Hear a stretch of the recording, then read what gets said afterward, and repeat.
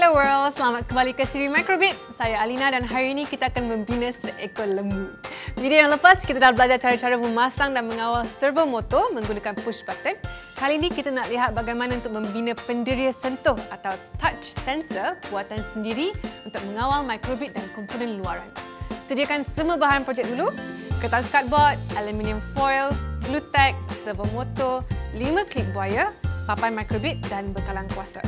Kita bina badan lembu dengan melukis atau print gambar lembu dan potong mengikut bentuknya. Pastikan ada 2 salinan gambar lembu. Potong gambar lembu, pisahkan ekor lembu dengan kemas. Pada cardboard yang pertama, balut kedua-dua tanduk lembu dengan aluminium foil. Untuk cardboard kedua, lekatkan aluminium foil pada bahagian kepala dan tanduk. Klipkan dengan klip buaya pada kedua-dua tanduk tadi pada cardboard yang pertama.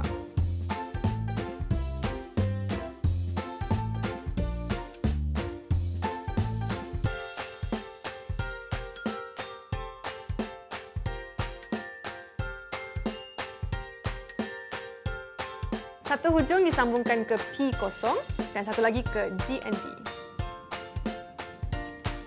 Lekatkan kedua-dua cardboard bersama dengan menggunakan glue tack. Pastikan ada ruang di antara cardboard pertama dan yang kedua.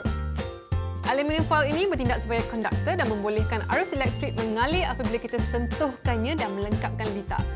Pasangkan lengan pada servo motor dan skru dengan ketat. Lekatkan servo motor pada bahagian ekor. Lekatkan lengan dengan ekor lembu yang dipotong tadi.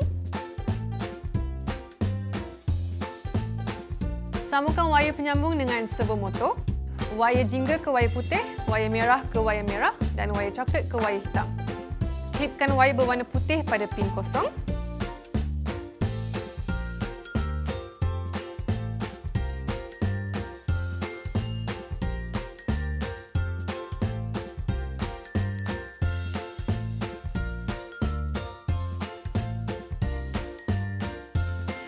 Wayar berwarna hitam pada GND dan wayar merah pada 3 volt pada papan Microbit.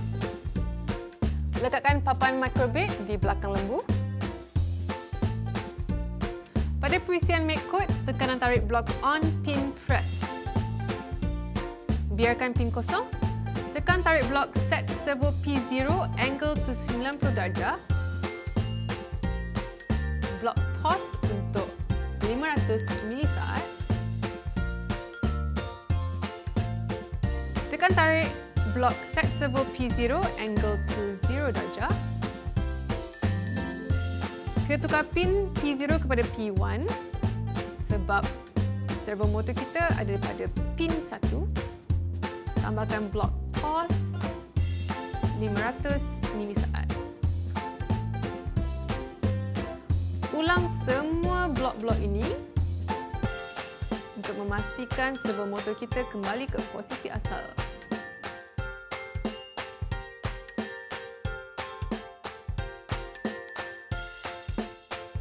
Sambungkan Microbit pada komputer dengan menggunakan wayar USB. Tekan download pada perisian dan savekan fail atau cara ke dalam Microbit.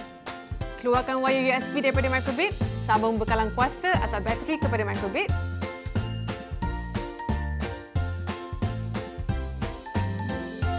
On bekalan kuasa dan perhatikan apa yang berlaku apabila tanduk lembu dipegang. Kemaskan projek anda dan cuba susunkan wayar dan papan Microbit supaya tidak kelihatan dari depan.